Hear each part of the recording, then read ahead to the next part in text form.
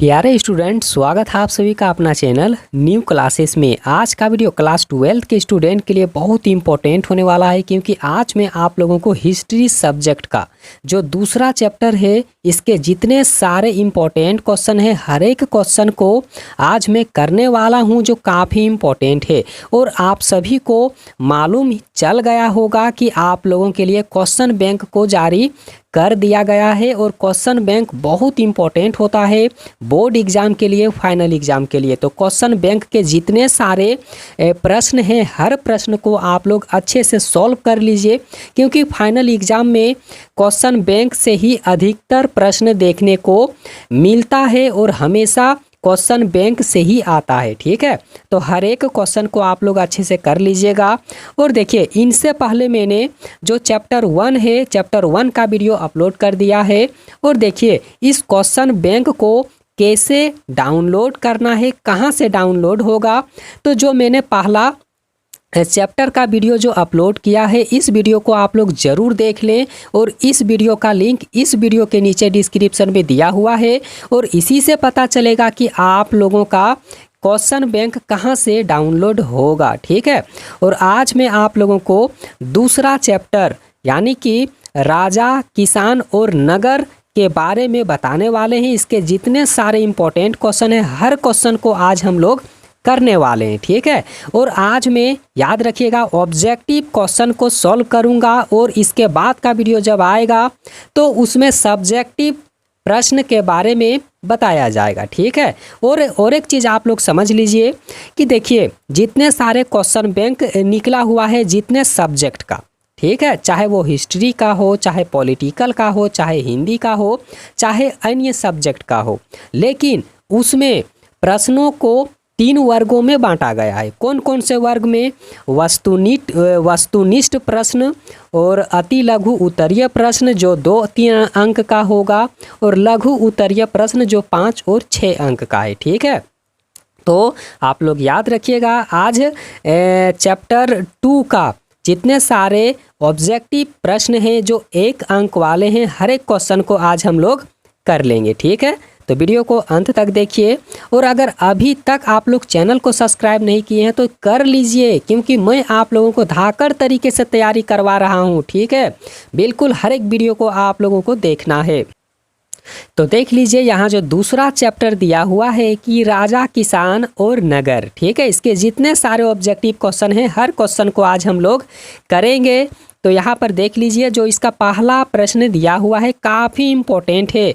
और देखिए, question bank से ही हर प्रश्न फाइनल एग्जाम में पूछा जाता है। तो आप लोग क्वेश्चन बैंक का हर एक क्वेश्चन को कर लीजिए, ऐसा नहीं कि छोड़ देना है, क्वेश्चन बैंक से नहीं आएगा, ऐसा बिल्कुल भी मत सोचो। ठीक है, यहीं से हर एक प्रश्न पूछा जाता है। तो देखिए, यहाँ जो पहला प्रश्न दिया हुआ है ना, कि अशोक के अभिलेख को सर्वप्रथम किसने पढ़ा था। बहुत इंपॉर्टेंट क्वेश्चन है और बिल्कुल भी न्यू प्रश्न है, याद रखिएगा, बिल्कुल भी नया प्रश्न है।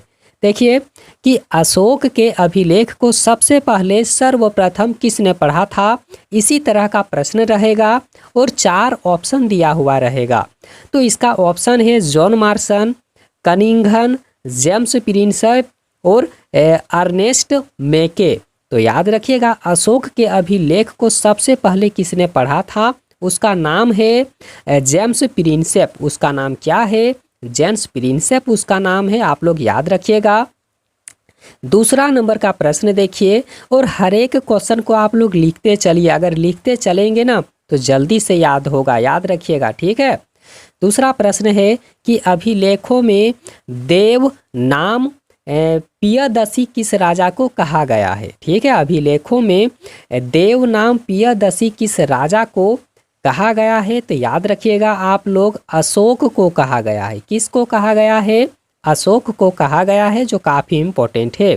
अगला प्रश्न देखिए कि बौद्ध और जैन ग्रंथों में कितने महाजन पद यहाँ पर होगा। ठीक है, महाजन पद यहाँ पर होगा, कुछ टाइपिंग में मिस्टेक हुआ है, तो याद रखिएगा, बौद्ध और जैन ग्रंथों में कितने महाजन पद का उल्लेख किया गया है, तो आप लोगों को याद रखना है 16 महाजन पदों का उल्लेख किया गया है। ठीक है, तीसरा नंबर का डी ऑप्शन बिल्कुल भी करेक्ट होगा।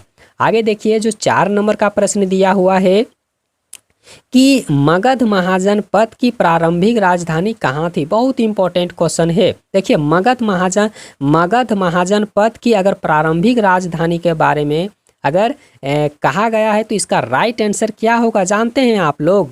राजगृह होगा। क्या होगा? राजगृह होगा। और अगला प्रश्न देखिए, इंडिका किसकी रचना है? याद रखिएगा इंडिका किसकी रचना है? तो याद रखिएगा मेगास्थनीज का। ठीक है। अगला प्रश्न देखिए जो 6 नंबर का प्रश्न दिया हुआ है कि द्वितीय नगरीकरण के नगरों को क्या कहा जाता है? तो उसे लोहयुगीन नगर कहा जाता है। क्या कहा जाता है? तो लोहयुगीन नगर कहा जाता है। अगला प्रश्न देखिए कि समुद्रगुप्त की यहाँ पर दिया हुआ है कि प्रयाग प्रशस्ति, ठीक है, प्रशस्ति यानी कि समुद्रगुप्त की प्रयाग प्रशस्ति की रचना किसने किया है? तो याद रखना है आप लोगों को हरिसेन ने किया है। ठीक है। अगला प्रश्न देखिए जो 8 नंबर का प्रश्न दिया हुआ है कि भारत का नेपोलियन किस शासक को कहा गया है? बहुत इंपॉर्टेंट क्वेश्चन है, फाइनल एग्जाम में बिल्कुल भी आ सकता है, तो बिल्कुल याद रखें आप लोग। देखिए भारत का नेपोलियन किस शासक को कहा गया है? तो इसका राइट आंसर होगा समुद्रगुप्त। क्या होगा? समुद्रगुप्त इसका राइट आंसर होगा। अगला प्रश्न देखिए हर्षवर्धन के राजकवि कौन थे? बहुत इंपॉर्टेंट क्वेश्चन है। हर्षवर्धन के राजकवि का क्या नाम था? तो उनका नाम था वानभट्ट। क्या नाम था? वानभट्ट उनका नाम था। अगला प्रश्न देखिए जो 10 नंबर का प्रश्न दिया हुआ है कि अशोक के धम्म की लिपि क्या थी? अशोक के धम्म की लिपि क्या थी? तो ब्राह्मणी थी। कौन सी लिपि?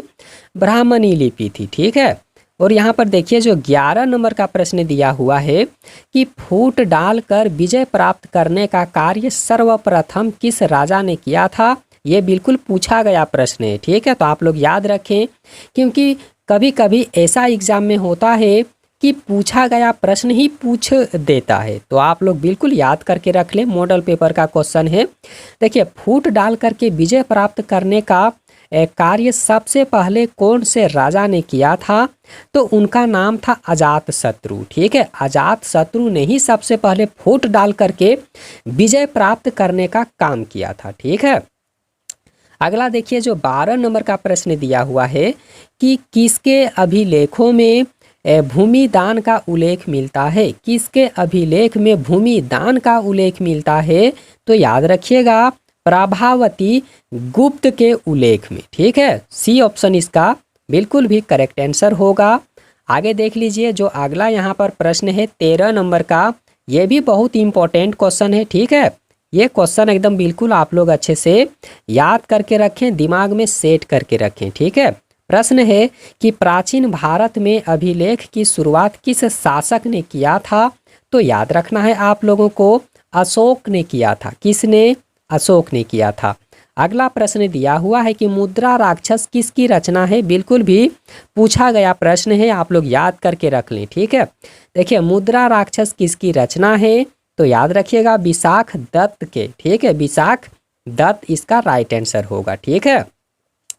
अगला जो प्रश्न है यही बिल्कुल इस वीडियो का अंतिम प्रश्न है। ठीक है। देखिए अपने स्वयं के खर्चों से सुदर्शन झील की मरम्मत किसने कराई थी? आपने ही मतलब जो आप खुद के खर्चे से सुदर्शन झील की मरम्मत कौन कराया था? उनका नाम क्या था? तो आप लोग याद रखिएगा रुद्रदामन उनका नाम था। क्या नाम था? रुद्रदामन था। ठीक है। और देखिए क्वेश्चन बैंक में नीचे मतलब जैसे ऑब्जेक्टिव प्रश्न है ना, ऑब्जेक्टिव प्रश्न के नीचे ही उनका जो है आंसर दिया हुआ है, आप लोग देख सकते हैं। ठीक है। तो हर एक क्वेश्चन को आप लोग अच्छे से नोट करके रख लीजिएगा क्योंकि बहुत इंपॉर्टेंट है। और इसके बाद का वीडियो जैसे ही आएगा तो उसमें फिर एक नए चैप्टर का वीडियो हम आप लोगों को प्रोवाइड कराएंगे। चैनल को आप लोग सब्सक्राइब कीजिए, अपने दोस्तों के पास में वीडियो को ज़रूर शेयर कर दें। और वीडियो देखने के लिए बहुत बहुत धन्यवाद।